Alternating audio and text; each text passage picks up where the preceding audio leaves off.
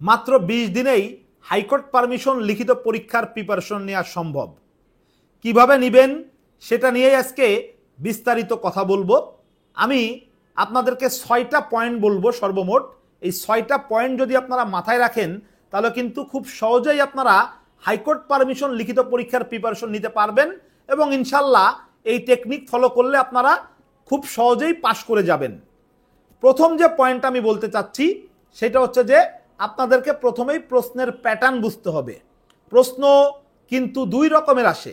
একটা হচ্ছে যে প্রশ্নের মধ্যে ডিকটেশন দেওয়া থাকে যে আপনাকে আপিল করতে হবে নাকি রিভিশন করতে হবে নাকি আপনাকে কোয়াশমেন্ট করতে হবে, অথবা রিটের ক্ষেত্রে আপনি হ্যাবিয়াস কর্পাসের ড্রাফটিং করবেন নাকি আপনি প্রহিবিশন, ম্যান্ডামাস বা সারসিওরারি ড্রাফটিং করবেন। এটা কিন্তু প্রশ্নের মধ্যে উল্লেখ করে দেওয়া থাকে। বিগত সালে আমরা এরকম অনেক প্রশ্ন দেখেছি যেখানে উল্লেখ করে দেওয়া আছে। অন্যদিকে বিগত সালে এরকম প্রশ্ন এসেছে যেখানে প্রশ্নের মধ্যে কোনো ডিকটেশন দেওয়া নাই যে আপনি সিভিল আপিলের ড্রাফটিং করবেন নাকি সিভিল রিভিশনের ড্রাফটিং করবেন, এটা প্রশ্নের মধ্যে উল্লেখ করা নাই। সেক্ষেত্রে কিন্তু প্রশ্নটা একটু কঠিন হয়ে যায় এবং সেক্ষেত্রে কিন্তু আপনাকে প্রশ্ন পড়েই কিন্তু বুঝতে হবে যে এক্ষেত্রে আপনি সিভিল আপিলের ড্রাফটিং করবেন নাকি আপনি সিভিল রিভিশনের ড্রাফটিং করবেন। ঠিক ক্রিমিনালের ক্ষেত্রেও একই রকম। অনেক সময় কিন্তু প্রশ্নের মধ্যে উল্লেখ করা থাকে না এবং তখন কিন্তু আপনাকে প্রশ্ন পড়েই কিন্তু নির্ধারণ করা লাগে যে আপনি ক্রিমিনাল আপিলের ড্রাফটিং করবেন নাকি আপনি কোয়াশমেন্টের ড্রাফটিং করবেন।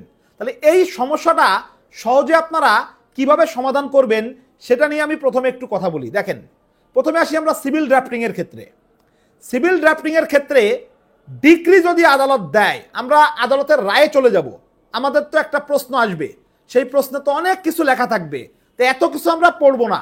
আমরা ওই প্রশ্নের মধ্যে প্রশ্নের যে ম্যাটেরিয়াল পার্ট, প্রশ্নের যে চুম্বক অংশ, তার মানে ওই প্রশ্নের মধ্যে আদালত কোথায় রায় দিয়েছে, কি রায় দিয়েছে, এটা আমরা প্রথমে ফাইন্ড আউট করব এবং আমরা দেখব যে সিভিল মামলার ক্ষেত্রে আদালত যদি ডিক্রি দিয়ে থাকে তাহলে সবসময় কি হবে, আপিল হবে, সহজ কথা। আবার কিছু কিছু ডিক্রির ক্ষেত্রে আপিল করা যায় না, সেটা আমাদেরকে ভালো করে মাথায় রাখতে হবে। যেমন স্পেসিফিক রিলিফ অ্যাক্টের সেকশন 9 ধারা অনুযায়ী কোনো ডিক্রি দিলে আপিল হবে না, সেক্ষেত্রে রিভিশন হবে। আপোষমূলক ডিক্রির ক্ষেত্রে আপিল হবে না, সেক্ষেত্রে কি হবে, রিভিশন হবে।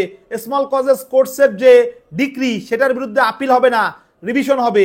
আবার অ্যাপিলেট কোর্ট আপিল মামলাতে, অ্যাপিলেট কোর্ট আপিল মামলাতে যদি কোনো রায় দেয়, ডিক্রি দেয়, সেক্ষেত্রে কিন্তু আবার ওই অ্যাপিলেট কোর্টের যে ডিক্রি, সেই ডিক্রির বিরুদ্ধে রিভিশন ফাইল করতে হবে। তাহলে ডিক্রির ক্ষেত্রে আমরা কিন্তু বুঝতে পারলাম যে আমরা সবসময় আপিলের ড্রাফটিংই তৈরি করব, কিছু এক্সেপশন ব্যতীত। 3-4টা এক্সেপশন আছে।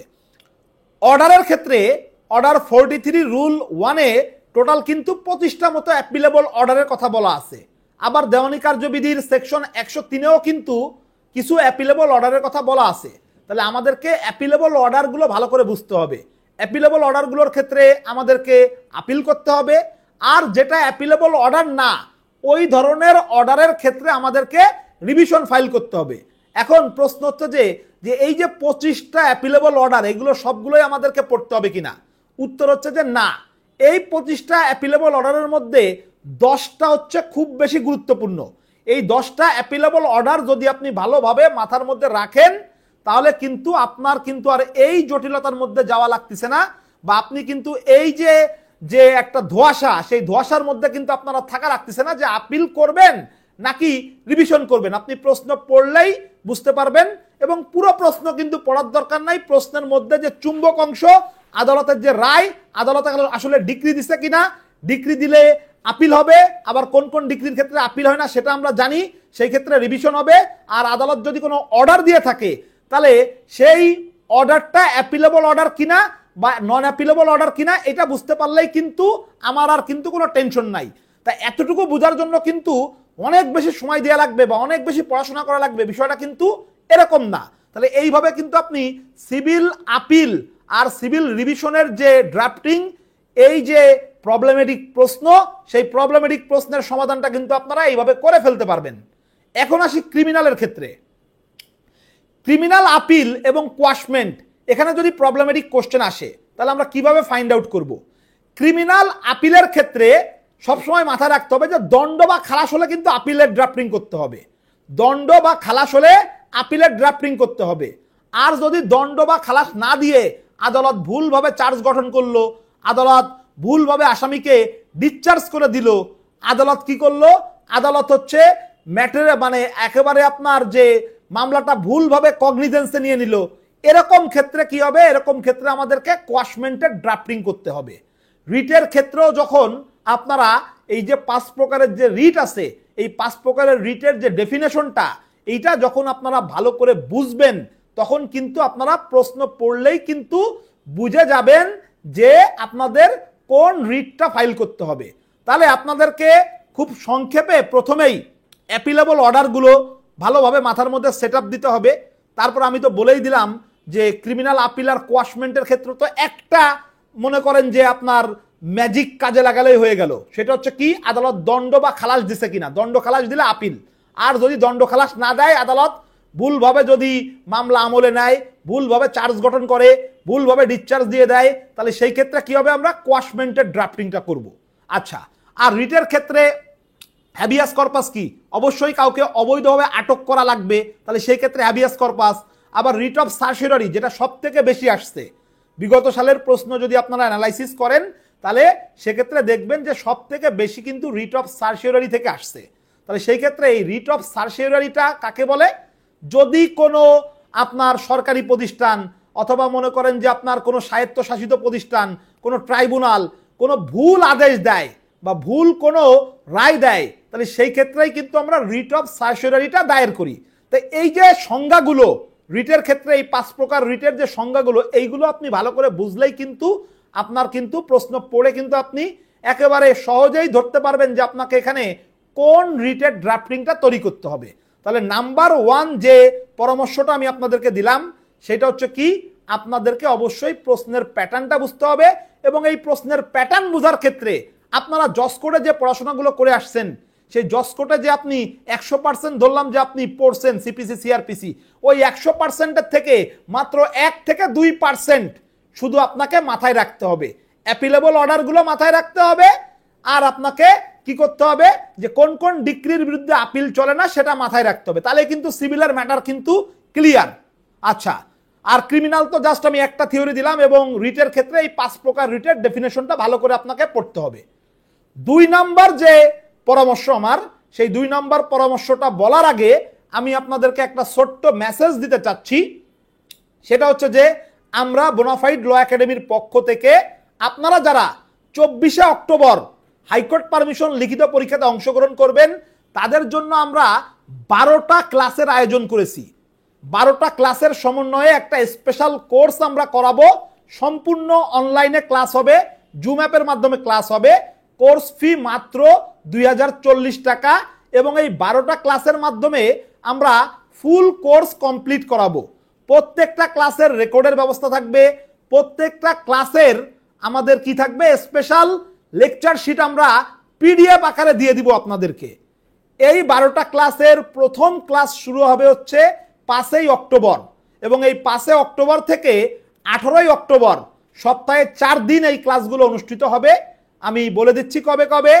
আপনার হচ্ছে রবিবার এবং মঙ্গলবার রাত 9টার সময় ক্লাস অনুষ্ঠিত হবে, আর শুক্রবার আর শনিবার হচ্ছে সকাল 10টার সময় ক্লাস অনুষ্ঠিত হবে।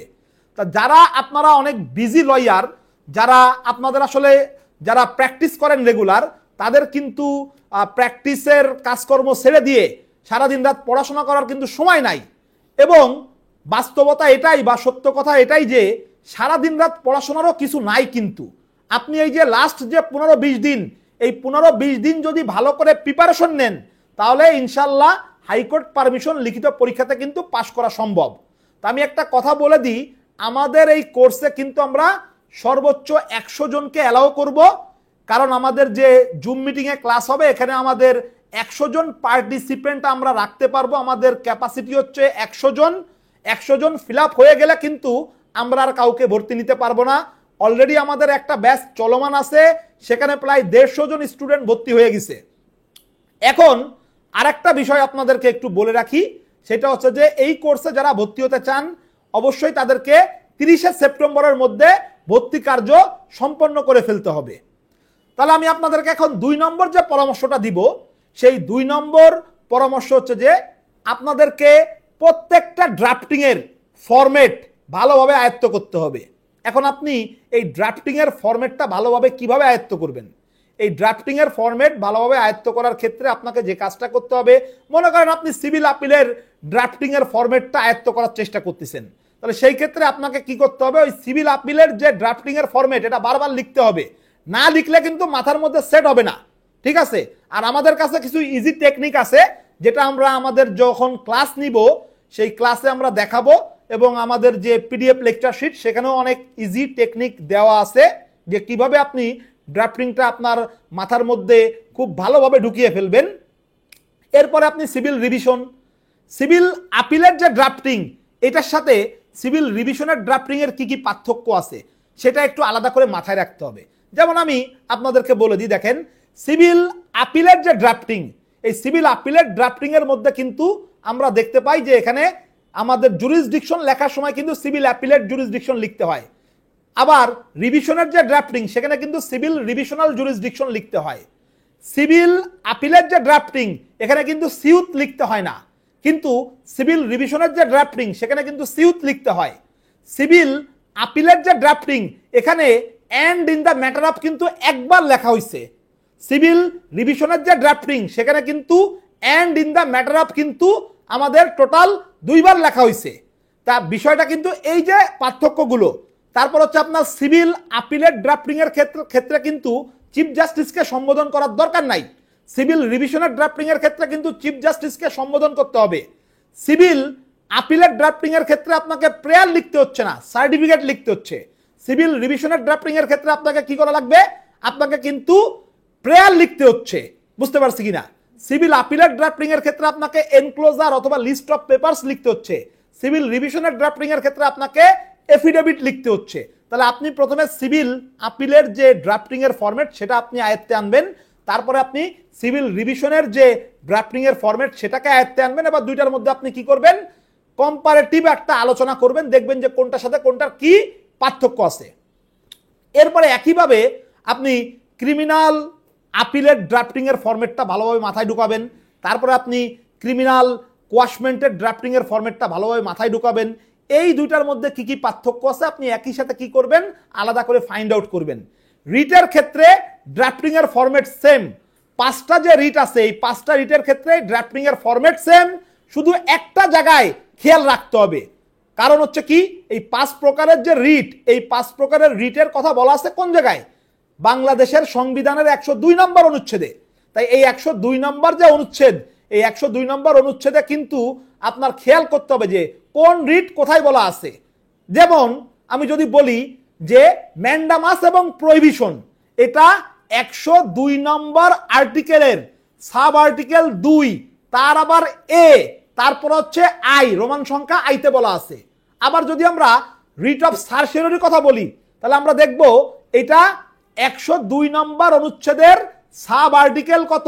2, তারপর হচ্ছে কি এ, তারপর হচ্ছে রোমান সংখ্যা 2তে বলা আছে। ঠিক তেমনি হ্যাবিয়াস কর্পাস, এটা আবার 102 এর সাব আর্টিকেল 2, তারপর হচ্ছে কি বি বি, ঠিক আছে, তারপর হচ্ছে কি রোমান সংখ্যা আইতে বলা আছে। ঠিক তেমনি রিট অফ কোয়ারেন্টো, এটা বলা আছে কোন জায়গায়? এটা বলা আছে 102 এর 2 বি, তারপর হচ্ছে ডবল আই। তো এই জায়গাটা কিন্তু ভুল হওয়ার একটা বিষয় আছে, এটা একটু ভালো করে মাথায় রাখতে হবে। রিটের ক্ষেত্রে আরেকটা যে বিষয়, রিটের ক্ষেত্রে আরেকটা যে বিষয়, সেই বিষয়টা কি? সেই বিষয়টা হচ্ছে যে আপনার রিটের ক্ষেত্রে আপনি কাদেরকে পার্টি বানাচ্ছেন, ঠিক আছে, আপনি আপনার অপোজিট পার্টি কারা, এইটা ফাইন্ড আউট করতে গিয়ে অনেক সময় কিন্তু সমস্যায় পড়তে হয়। তাই এটা আমি বলি, সব সময় দেখবেন যে রিটের ক্ষেত্রে গভর্নমেন্ট কিন্তু অবশ্যই অপোজিট পার্টি হবে, এবং এই গভর্নমেন্টের একটা মিনিস্ট্রিকে আপনি কি করবেন? রিটের পার্টি বানাবেন। সেক্ষেত্রে যদি ফুড রিলেটেড হয় তাহলে কি হবে? Ministry of food. Education related যদি হয় তাহলে কি হবে? Ministry of education. Health related যদি হয় তাহলে কি হবে? Ministry of health. তা যাই হোক, আমি সংক্ষেপে বলতেছি, আমরা যে 12টা ক্লাস নিব সেই 12টা ক্লাসে কিন্তু আমরা এইগুলো বিস্তারিত আলোচনা করব। আমরা 5 অক্টোবর থেকে যে কোর্সটা আমরা শুরু করতে যাচ্ছি, 5 অক্টোবর থেকে যে কোর্সের ক্লাস হবে আপনাদের জন্য, যারা হাইকোর্ট পারমিশন লিখিত পরীক্ষায় অংশগ্রহণ করবেন 24 অক্টোবর, তাদের জন্যই কিন্তু 5 অক্টোবর থেকে 18 অক্টোবর টোটাল 12টা ক্লাস আমরা মানে রুটিন তৈরি করেছি। এই 12টা ক্লাসে কোন ক্লাসে কি কি পড়ানো হবে সেটাও কিন্তু আমরা তৈরি করে ফেলেছি, এবং আমাদের পিডিএফ যে লেকচার শিট সেটাও রেডি আছে। কোর্সে ভর্তি হলে পিডিএফ লেকচার শিটটা আমরা আগেই দিয়ে দিতে পারবো। কোর্স ফি মাত্র 2040 টাকা, কিন্তু মাত্র 100 জন লার্নেড ফ্রেন্ডকে আমরা এই কোর্সে অংশগ্রহণ করার সুযোগ দিতে পারবো, তার কারণ আমাদের ক্যাপাসিটি কিন্তু 100-র বেশি না। তাহলে আমি এর পরের যে পরামর্শটা আপনাদেরকে দিতে চাচ্ছি সেটা আমি একটু বলি। পরের যে পরামর্শটা আমি আপনাদেরকে দিতে চাচ্ছি সেটা হচ্ছে যে গ্রাউন্ডগুলো কিন্তু আমাদেরকে কি করতে হবে, একটা কমন গ্রাউন্ড আমি মুখস্থ করব, একটা কমন গ্রাউন্ড। ওই একটা কমন গ্রাউন্ড মুখস্থ করলে এটাই কিন্তু আমি সব জায়গায় লাগাতে পারবো কাজে।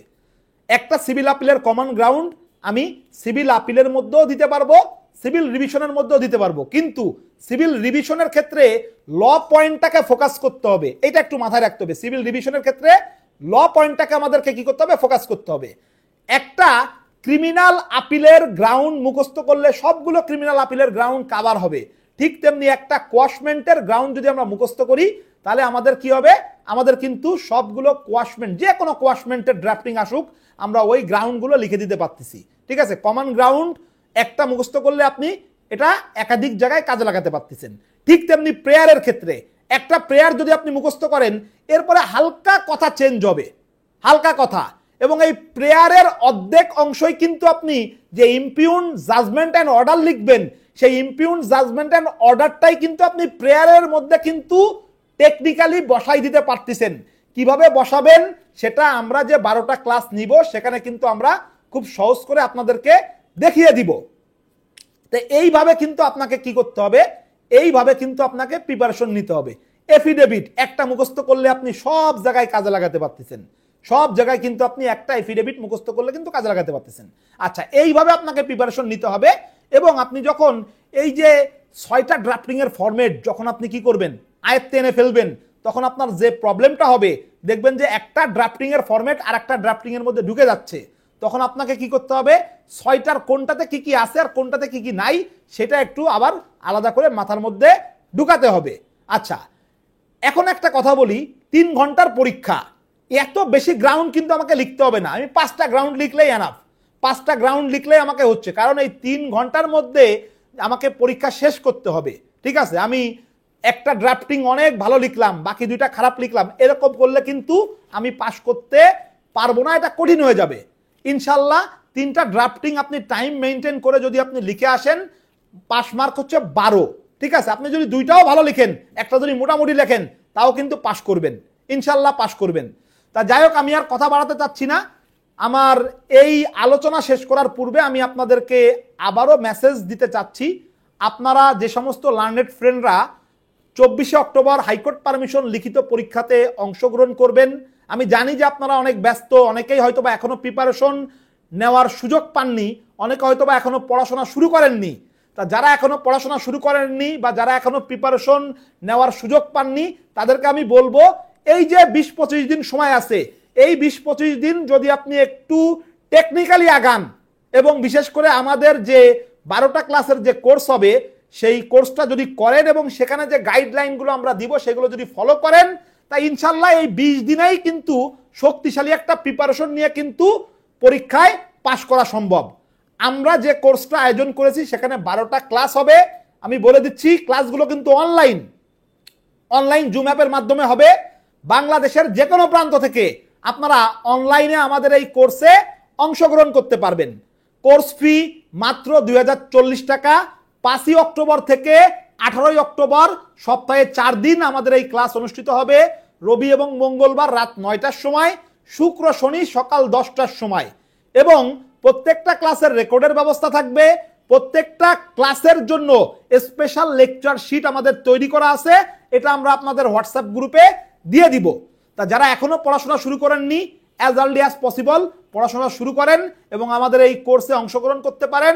ইনশাল্লাহ অল্প টাইমের মধ্যে ভালো একটা প্রিপারেশন হবে এবং ইনশাল্লাহ আপনি পাশ করবেন। তাহলে আজকের মতো বিদায় নিচ্ছি, সবাই ভালো থাকবেন, ধন্যবাদ সবাইকে।